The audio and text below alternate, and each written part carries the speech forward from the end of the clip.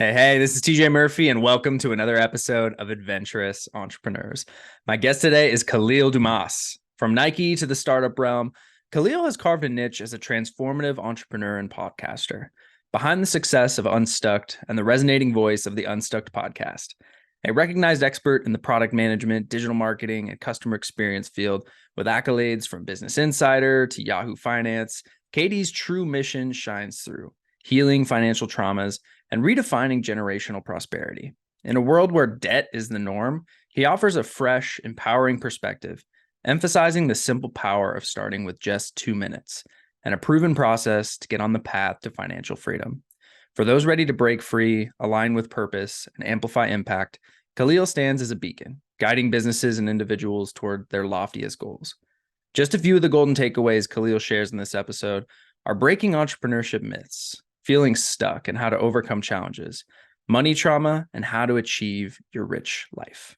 So, without further ado, this is me and Kahlil Dumas.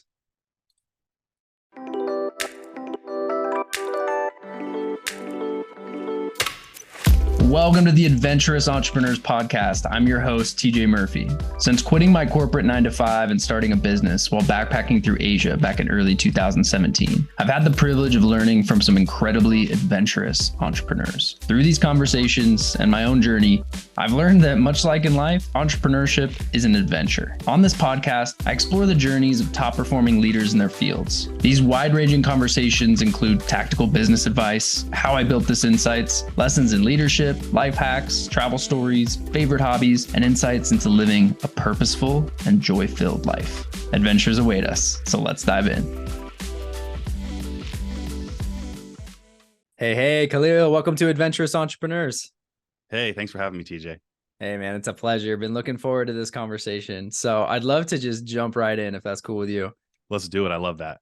Awesome, man. So let's start with a bit of background on the journey, because you have an impressive track record with big names like Nike and scaling startups for millions. So I'm curious, what was the pivotal moment that made you decide to leave the corporate world behind and dive deep into entrepreneurship? You know, I appreciate that question. And I always get triggered by this question because there's so many factors that came into play. And so want to start off with a bang. I think we always look for these like singular moments of pivot. And I think, we can definitely identify that. But I think it's an aggregation of a lot of experiences that keep leading you to the same either burning question or direction. And that's kind of what happened to me. I had a very checkered career. I was a job hopper. Right out of college, I joined a startup called ASRV. They're now one of the main competitors for Gymshark. And I was their first hire. So I signed on to make $40,000 a year coming out of college. I thought I was on. I thought, all my problems are solved. I got a job. Here we go. Sir.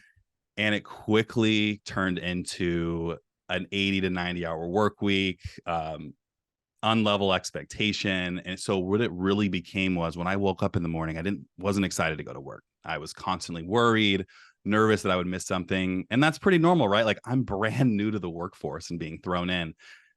Just taking several steps back, the reason why I jumped in so hard is I've always kind of known I wanted to be an entrepreneur, but I really didn't know what that meant. It was always this kind of thing that people talked about as like this end destination that's just glorious and wonderful. And there are wonderful parts of it, but like anything, it'll humble you and there's balance and there's ebbs and flows. So right in college, actually, that's kind of where I started my entrepreneurial journey. I was selling, screen printed t-shirts out of dorm rooms. I was, just trying to sell things and get to know other entrepreneurs and just trying to figure out like, what would this look like for me? So that's why I ended up joining ASRV young, because I wanted to jump in on the ground floor so I could learn. But quickly I learned that, I wasn't happy there and I wasn't honestly making enough to really save and build the life that I wanted. So I had to take several steps back. I actually ended up going a little bit further before I ended up regressing. And I actually ended up going as far as opening a retail store in downtown Portland with 4 friends. It's pretty cheap in Portland. It was like $2,200 a month split between 4 people. It was a modern day haberdashery. But I had this kind of come to Jesus moment. I was making like $800 a month and I was just really stressed out and I really wanted this to work, but I just wasn't ready. And that was honestly, I always talk about this moment because I got this kind of zing of wisdom before I even had the experience. I had this wisdom where I was like, I'm not ready for this. And I need to take a step back and actually go learn some more skills before I jump back into this. Yeah. So lo and behold, I'm looking around and I am in Beaverton, Oregon, and Nike World Headquarters happens home to be of here. Nike HQ, baby. Home of Nike HQ. And everyone thinks about Nike, right? They're like, this is a super sexy job. Like, that's the pinnacle, biggest brand in the world. Well, there's some caveats to that. Biggest brand in the world doesn't have to pay you a lot. Biggest brand in the world doesn't need to move you up the corporate ladder. Biggest brand in the world wants you to do your one job and do it well, and that's it. Don't ask for more. So it was a really interesting pivot because now I had some stability. I was making like, anywhere from $2,000 to $3,000 every, month, which again, not a lot of money, but at the time was way more than 800 I had. So you'll start to see this trend of like, you take a couple steps forward, then you take a couple steps back, you take a couple steps forward, and take a couple steps back. And that's really the epitome of my career, is taking the challenge, doing things before I'm ready, a little bit of anxiety mixed with a little bit of excitement, mixed with, some optimism, and really just believing at the end of the day, what I'm working toward is stability, financial freedom, and the ability to wake up in the morning and be happy with what I'm doing. And fast forward to today, I really feel that way. I've always been told this like old adage, like if you chase, 3 rabbits at once, you'll lose them all.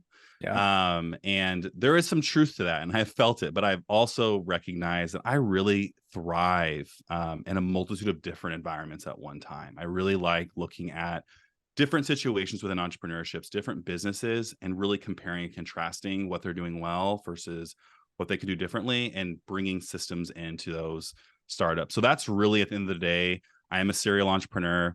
I'm a podcaster. So I really help people really break down what success means, what it means to feel stuck, how to be financially free. And so it's been a windy road. Today, I'm the CPO of At Her First 100K. I'm sure some of you have heard of Tori Dunlap. I am also a senior product advisor for 1&1, which is a habit forming app. And I'm CEO of Unstuck, which is a media company where we help people get unstuck in their life, finances, career, and business. So from the stressed out kid making 800 a month to now feeling like I have footing, and really my end goal now is to provide impact. And at the end of the day, TJ, it's like to provide a realistic look into what entrepreneurship really means. Everyone sees it as this solution to corporate America, but really at the end of the day, you can quickly recreate corporate America for yourself. And so it really begs the question of why and what your impact is. And those are the 2 questions you should be solving for, really in and outside of business. Man, I love it. And clearly the tenacity was there, like just hungry to learn, jumping in, but getting stuck along the way, as you described, having those moments where you're working 80, 90-hour weeks. You take a step forward, you take a step back, and ultimately that drive to earn more and create more freedom in your life kept pushing you forward. So I'm curious with your brand Unstuck. Is there a story behind how you got the inspiration for the name? Was it just based on that path you were on and getting stuck along the way? Tell us a little bit about that. I'm sitting on my couch in the middle of a pandemic with an afro because my barber shop is closed, and I'm scrolling TikTok for the first time. And this is in the middle of I had gone from Nike, I take another step back and work for a bank, but I ultimately got into a startup that I ended up being introduced to through Nike.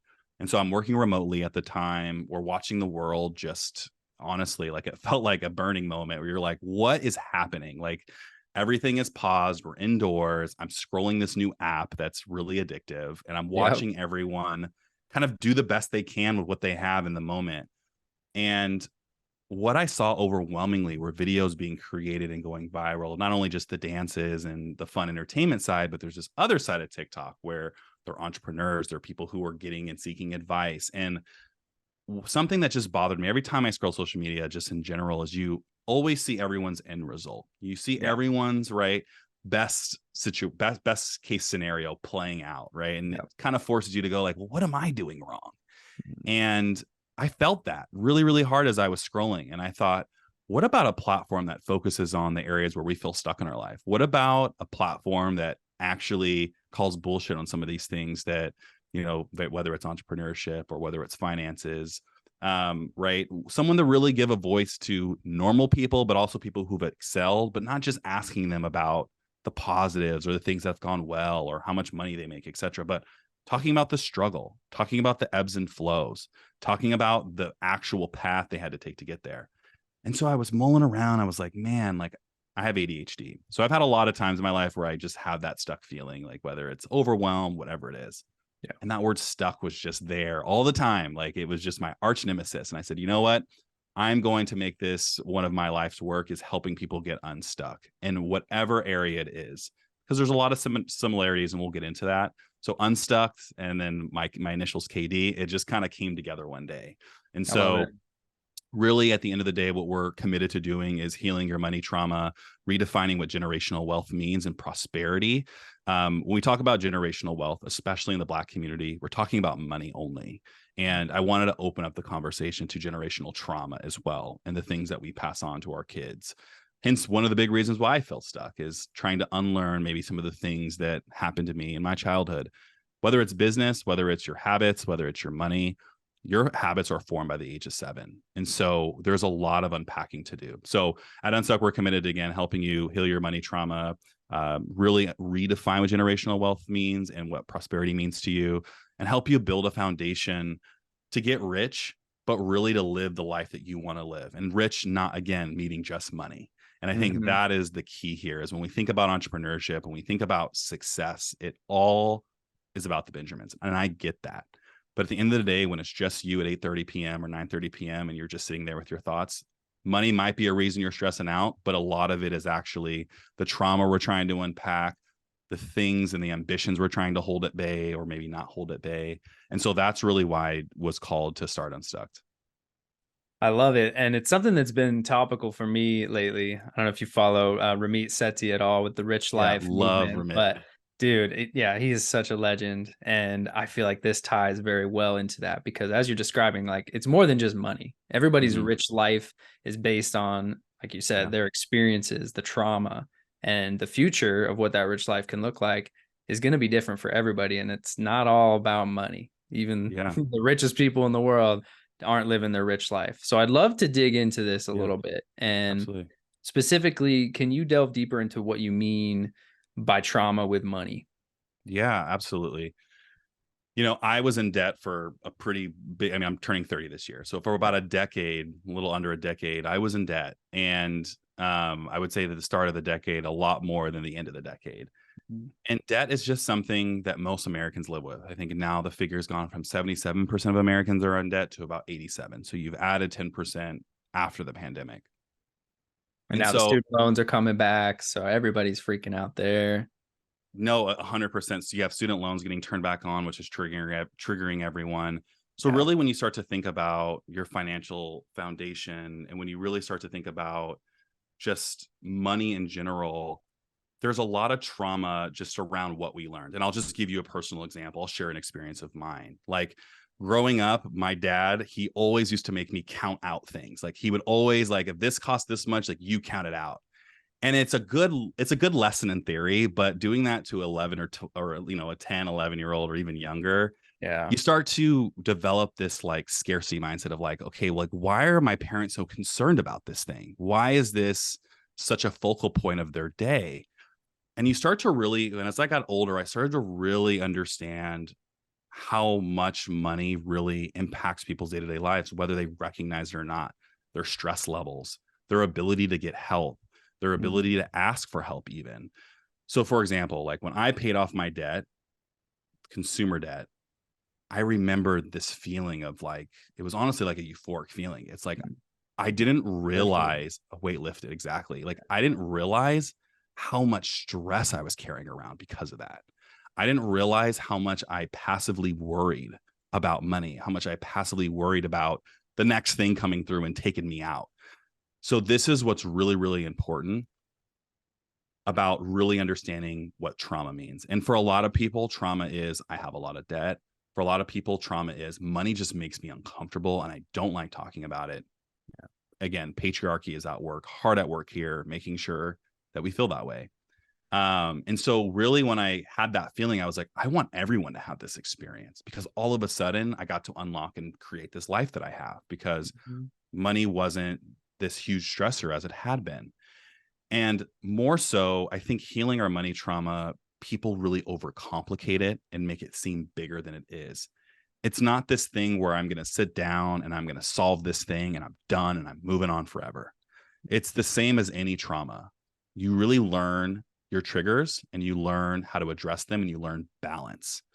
When we're in a trauma response, we're way out of balance. I mean, there's so many studies that have been done, even with just people who are in debt, in terms of like their trauma responses and how that also equates to weight gain, how it equates to other things as well. And It so rolls into all it areas. rolls into everything, right? Like, I always joke it costs $200 to step outside. Like, so that'll either trigger you or it will be like, oh, I got that because I have an accounting and an understanding of my flow of money. And I also understand that money isn't everything. So where I always start with people is debt and emergency funds, getting an understanding with a budget of like, what are your costs per month? What does your debt look like? And how can you pay this off? I actually have a free webinar I'm offering here in a month to just walk you through that process alone, because that's scary. Like, it's almost like better if you don't know about it, right? It's like, I just don't even. And so many do. They've got the head in the sand, and I mean, you can automate it and ignore it to some degree, but that weight is there. The ostrich effect is real. Yeah, the ostrich and effect. That is something that when I coach, when I give talks, every time I approach an audience, I realize that that's the first thing that's going to happen is I'm going to have to dig someone out of the sand first. And the way I do it is it's like, one, give yourself a lot of grace. This isn't your fault. There's a lot of factors at work that are beyond your control to lead you into the situation you may be in. So starting off first is understanding your flow of money, bringing awareness to it. And if we take several steps back, that's applicable to everything, right? Whether we're in therapy for a traumatic event, or if we're trying to create a business, or if we're trying to up-level our career, we need to have an awareness of who we are, where we stand, and what our skills are. Same thing with your money. Got to have an understanding of where your money's coming in, where it's going out. First step. Second step are emergency funds. And I think that's probably the most important thing. One of my main stressors was because every paycheck of mine was going toward my debt. I never paid myself. I would get my paycheck, I would pay my debt off. Get my paycheck, pay my debt off. So it's just this cyclical trauma that would occur, right? Because then I'm like, well, if a big expense happens, I'm screwed. And so it's really recalibrating your belief in that one, debt, you can sustain your debt. That's the reason why they have minimum payments. There's a reason why your full balance isn't due right away. And it's systematic. We can get into that later. But there's a way where you can pay yourself, even if it's $50 a paycheck. Learn to start paying yourself first, because it's super important to have that backup money. And I always say you try to aim for 1 to 3 months of your total expenses once you calculate that in your budget. If you do those two things alone and you haven't done those two things and you're afraid of money coming into this conversation, I promise you're going to walk away feeling better. Oh, yes, you're going to have an awareness of maybe there's money owed, maybe you got to make more, but that's better than having this unfounded fear living in your subconscious that's going to metastasize and continue to get worse. This is why the work I do, I feel, is so important. And it's something that you don't really hear about in mainstream. I mean, we'll just take an example. I think Ramit and Tori are kind of the two of the new age kind of money experts, but historically the Dave Ramseys of the world, Rich Dad, Poor Dad, have really shamed you for being in debt or shamed you for not having all your money figured out. Totally. And why would you? I always give this example. Think about schooling, right? How often did our school actually sit down and teach you about finances? Not just how to balance a spreadsheet for a company, but like your own balance sheet. Zero in my case. No one ever really asked until recently, why is that? Well, let's just take this back. Let's do a little history lesson here, right? Industrial Revolution. How do we get this economy going? We need workers, and we need workers to work a lot. Yeah. How do we get them to work a lot? Well, we need them to be in debt. We need them to have some reason to be working. So our whole schooling system is built on this old ideology of creating workers. And why would they want to empower those workers to create their own business and move on and leave their company? Like, why would they do that? So we can get into this. This is something that I do a lot of talks on, but yeah, no, the systemic nature of it all is it's infuriating when you get into it and you 100%. 100%. And the looks I always get in crowds when I go into this, it's like this moment of like, I kind of knew that, but like, holy shit. Yeah, right. It's right there, but it's right there. Yeah. And so those two systems I prescribed at the beginning, that's where you start. That's exactly where you start, is understanding your flow of money and getting yourself an emergency fund. Because when I started, I was putting in $25 a week into that emergency fund. Now today I have about a year's worth of expenses saved up, right? And so when you really think about that, there's a level of freedom that's there. I can leave a job if it's toxic and I don't want to stay there. I can leave a client if You it's have toxic. choice. I have choice. Exactly, TJ. Yeah. I love it. And it's so important because so many people don't do that on a regular basis. And it can be, a shocker, a gut punch to actually pull out the books, categorize things and see, oh my gosh, I'm spending how much on subscriptions? I'm spending how much on McDonald's and fast food? I'm spending how much shopping every month? It's like, no wonder I'm in debt. But when you have that information, wow, now you have a foundation to say, okay, this stuff actually does bring me joy. These things are important. These things are just required. I got to pay them. But there's this huge chunk of money that I'm just wasting and it's not bringing me utility. So let's cut that. And that can help you to get out of debt and get unstuck. And that's actually where I'd like to go back to that because despite your many accomplishments, you've had these moments of feeling stuck, whether it was financially in a job, and these feelings are rampant everywhere, for people in their careers, people feeling stuck, burdened by debt. I'm curious if you have any advice to give to entrepreneurs specifically who might feel stuck even within their company that they're building. Oh, loaded question because there's so many different environments. But if we really take this up a notch, the number one thing is being really clear on your why. Like, why are you doing this? Like, what is your goal? And as an entrepreneur, I can tell you that's always changing. And that's lesson number one, is always leave room to redefine what success looks like for you within your own company. You have to have that flexibility. For example, there might be a CEO out there that's like, I want to reach $100 million in revenue in the second year. Okay, great. There might be an entrepreneur out there that says, I want to have a user base of 100,000 people. That is that's a starting point, right? You're looking at KPIs, you're looking at hard metrics, you're thinking about maybe investors, you're thinking about your bottom line. What's often forgot about are the sacrifices that you're going to have to make to get there, right? Less time with your family, less time in the gym to take care of your health. Maybe your diet's taken a backseat at this point. Maybe your environment is messed up, it's unorganized, it's chaotic. So just as much as you think about your business, you have to operationalize and systemize your life. And that should be the first thing you do because everything else doesn't matter. I currently today advise CEOs that are in the 100 million bucket. I advise CEOs that have made within their lifetime and balance billions of dollars. And the biggest thing that I see with those entrepreneurs is that they really prioritize their own life. I was just in Marta's camp with one of them. And when you really think about that, his day really was around an hour or two working and the rest of it was taking care of himself.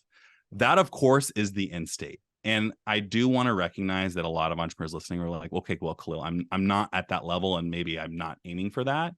But at the end of the day, the point remains the same in that you need to be running your business. Your business shouldn't be running you. And that would be probably my number one piece of advice where I see at the beginning, middle, and at the advanced stages is you have to do that prioritization to begin with. Yeah. And it's sound advice because if you want to design your business around the lifestyle, the life that you want to live, the freedom that you want to have, it's important to know what it's going to take to get there, what that KPI looks like, what that revenue goal looks like. But it's more important, especially in the beginning, to dig into what you don't want. What are the things that you do not want to have happen? You do not want to change. If you don't want to be working till 10 p.m. every night, you want to have time to be with your family, you want to have time to go to the gym, you need to set that stuff and put pen to paper in the beginning as you're designing your business so that you can create structure, you can create systems, you can create rules to create that freedom and that pathway to still get to where you want to go, but not lose your identity, your health, your happiness in the process. So, and I want to just add to, I think like a second point, which is really important, and it's going to fall on deaf ears for many because we're so hyper ambitious. We're not going to be able to hear it. But I want you to repeat and always remind yourself that you're proven. The journey of entrepreneurship is not to prove yourself, is not to validate your worth, is not to, really define who you are. This is just a game. And I really say that with confidence. Like as serious as money is, as serious as business is, it all is really a big game. And the sooner you understand that, it's not to make you take it less seriously. I guess it is a little bit, but Makes it's it more really fun. to normalize the experience. I think, and what I've seen is there's just an enormous amount of pressure that's put, and it comes from a multitude of different areas. But regardless, like you as the individual have to feel really confident in your abilities within and outside of your business to really remind yourself that you're proven, you're worth it. If you hit that goal, if you don't hit that goal, like you're still a great human being. It says nothing about you. And I know my hyper ambitious people have already turned this off, but I know that that is such an important thing. And I've seen it even with the most successful people. I'll tell you an example. I went through a really successful launch with an entrepreneur. And at the end of it, it was like I hit the goal, I did my thing, but there was just this level of conflict still within that person. They're like, I still just feel this like nagging thing that I thought this goal would solve. And it goes back to what I said in my first point. It's like you really have to put yourself first and define your why and your impact before you get started, because you can exhaust all this energy for nothing. Yeah. It's meaningless at the end if you don't have that why coming into it. Yeah. So as I was researching for this, I kept coming across this importance of starting with just 2 minutes. And I'd love to dig into that because so many people, so many entrepreneurs are out there striving for more freedom. They want more alignment. They're chasing things down. So how can they begin with that solid foundation? And why is it so critical to start with just 2 minutes? And what does that mean?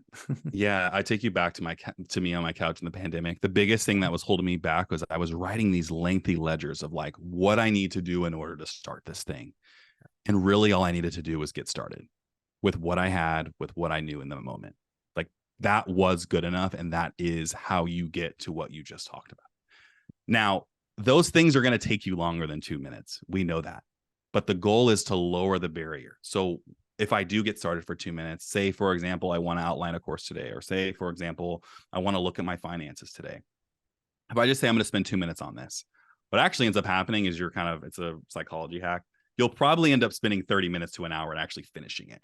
Yeah. But when you're sitting there wallowing in fear and whatever is there preventing you from doing it, you're writing, your imagination's oftentimes more scary than reality. Yeah. You're writing what you think this thing's going to be. I'll tell you, when I first got into budgeting and finances, I was like, I'm going to be sitting there for hours, crunching numbers, at the end of the day, it was like, I had to open up a couple applications. I had to put over a couple numbers. The spreadsheet did the rest. And then I outputted a number and I was like, oh, okay. I'm actually losing money working at this place. I get to figure this out. So like, that is the whole reason I do the just get started for 2 minutes. Also, it's my slight nod to my ADHDers out there. Okay. That barrier seems so big in our head, but if we just get started, we get the focus, we get the tunnel vision, and we'll actually do a lot more than we initially set out to. Man, I love that, because it's so true. Whether it's starting a business, whether it's starting a project, digging into your finances, it's just a thought of getting started is often what overwhelms people into inaction. But if you give yourself that constraint, like, I'm just going to do it for 2 minutes. Like you said, you're gonna crank it out and it's gonna flow by and you're gonna walk away feeling a lot better at the end of it. I can't tell you how many times I use that on a Sunday, because I have to put out my podcast on a Sunday. I have to do a lot of things on Sundays. It's like my productivity day. And it's always like, whenever I'm sitting there like, I just want to watch football, I don't want to do it. It's like 2 minutes, 2 minutes. Just do it. And I end up showing up every time. Yeah. Knock it out. All right, Kahlil. So this is a podcast about entrepreneurship, but one of the biggest hurdles that we all face, most successful entrepreneurs are going to face at one time or another, is living a well-rounded life and doing the things that bring us joy with the people that we care about most. So I always like to ask, like, what does that look like for you? What is living that blended life between living in the chaos with multiple businesses, lots of fires going on all the time, I'm sure, but still making time and a priority for what matters most to you? You know, there's a great question. And I think one that warrants a lot more time and us being really mindful and aware of. I think starting off again, I'm really grateful for having a team that allows me to basically pop in and out as I need. I'm in most days. I'm in the trenches with everyone else, but it's nice to be able to have a team that allows flexibility to hop out if I need to go to a doctor's appointment or if I need to tend to a family matter. So that's kind of like layer one, is being able to have that flexibility. That's something I didn't really have in the past. And while it's not like something that, again, as a concrete like happiness ROI, it just really helps having that flexibility to start off with. I think just again for balance and just understanding, I'm married, I'm looking to have kids, and really thinking forward. Again, it's how does my schedule kind of form to my life, and how does my business form to my life, not the other way around. So I think that's super important. But balance for me takes a multitude of different effects. It's I think one of the things, it's Friday today. I like to take half days, if not take Fridays off, just try to love to kind of balance myself out. Even if it's a catch-up day, it's nice to not have a day full of meetings. So that's a way I take care of myself. I love traveling. I mentioned, I think in the preamble, I just recently went to Martyrs Camp and was hanging out with my family for 4 days. So it's nice to be able to just unplug when I need. So between unplugging, really making sure that my day is flexible, but also structured is important, and having a team to support is some of the ways that I like to take care of myself. And then again, remembering that life's so much bigger than just business and entrepreneurship, doing things that make me happy, even if that's watching a movie or watching my favorite Netflix show or going for a walk, working out, things like that. That's also how I find balance. I love it, man. And I can definitely tell that you're living that to the fullest and the truest Absolutely. form. And it really does fit into what we were talking about before, like designing your business around the life that you want to live. Your term here was like forming the business to that lifestyle. You have some big changes coming up. You want to have kids. You're going to need to change things up probably to be able to show up and be present in that season that you're going to be in. So I love that you're already thinking about it. And especially having the right people around makes it so much easier. So learning how to delegate and bring in that dream team so that you really can focus and get the most out of the time that you have, and then also do the fun things on Fridays and have a little bit of more flexibility and freedom in your life. So as we close things out here, I queued this up before we started, but I have a choose your own adventure question for you. So love it. You can pick which one you'd like to answer, or both if you so desire. But what's a favorite place that you've traveled to, a place that you visited in your life? Could be recent, could be way back. Or number two, just what's a recent adventure that you went on? Maybe something you did in your own backyard, or a local trip with your wife. In either case, what was it like? Maybe a favorite meal or drink you had, a lesson learned. Give us a story. Yeah, absolutely. I turned 30 in November, which is kind of wild to think about. So a couple of months ago, I had never been to New York. And it's one of those places that I had always wanted to go. We all have those dream destinations. Like, I'd love to get there one day, but like the prioritization or just like never happened. So I actually ended up taking a solo trip to New York. Cool. My wife wasn't able to go, and she's like, you should still go though. Like, go live your life. And it was really great because some of my team members live out there. Some of my business partners live out there. And it was just such a great trip. New York was everything I imagined and more. It also made me really grateful that I live in Beaverton, Oregon. Oh, for sure. It was great to visit, but man, I would never want to live there. But the energy and the networking, and it was just kind of wild to see so many people packed into one spot. But also just the pace was so fast. And I'm from the Bay Area. I'm no stranger to pace, but like pace at a different level. So it was really nice to just get kind of thrown in, and I got to eat a lot of great food. I met a lot of great people. I walked a ton, which was just different. I live in the suburbs, so walking looks like walking around my neighborhood, not walking down, making a right turn and all of a sudden in Times Square. So it was really, really a fun trip. Something that I actually have made a precedent to do, which is pick a trip and travel by myself at least once a year. I think it's really important. My wife does the same, whether it's a girl's trip, whether it's a trip for herself. And so I always encourage not only entrepreneurs, but really anyone to kind of take that solo trip, because you learn a lot when you travel by yourself. Like, you don't have the experience crutch of is someone totally else. different. Yeah, totally absolutely. Different. Have you been to New York?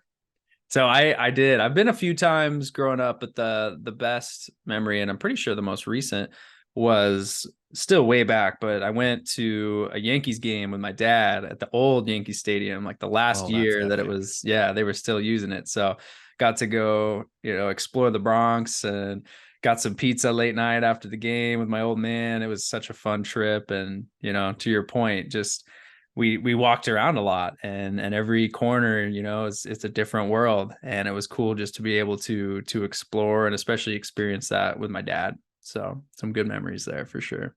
We love making core memories.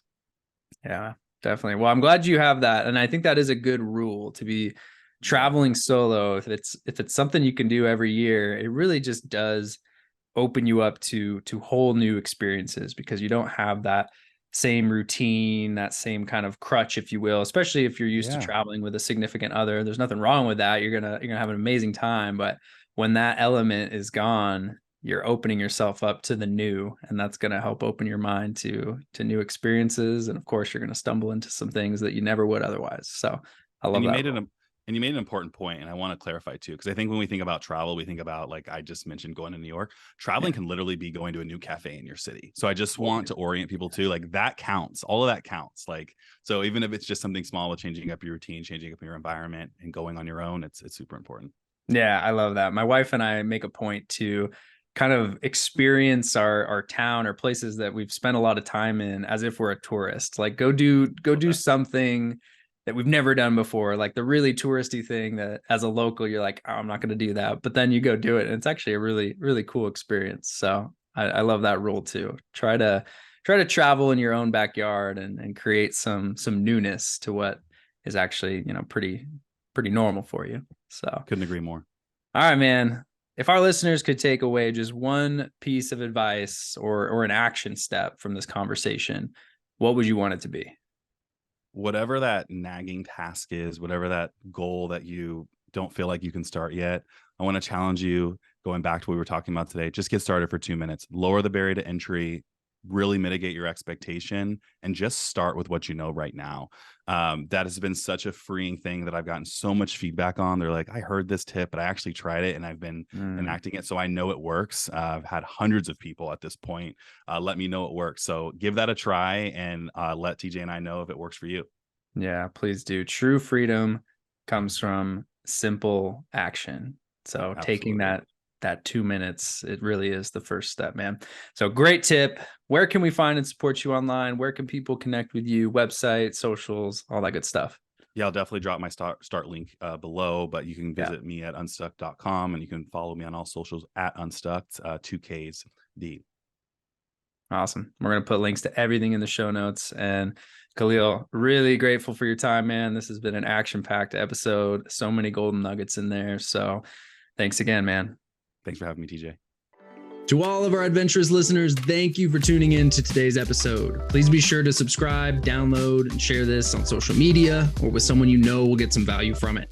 Leaving a review goes a long way in helping people find the show, and I personally appreciate reading them when they come in. So please go drop one if you have the time. We'll see you all next week, and remember, whether we're talking about business or the things that bring us joy outside of work, life is meant for exploring. So go out there and live it one adventure at a time.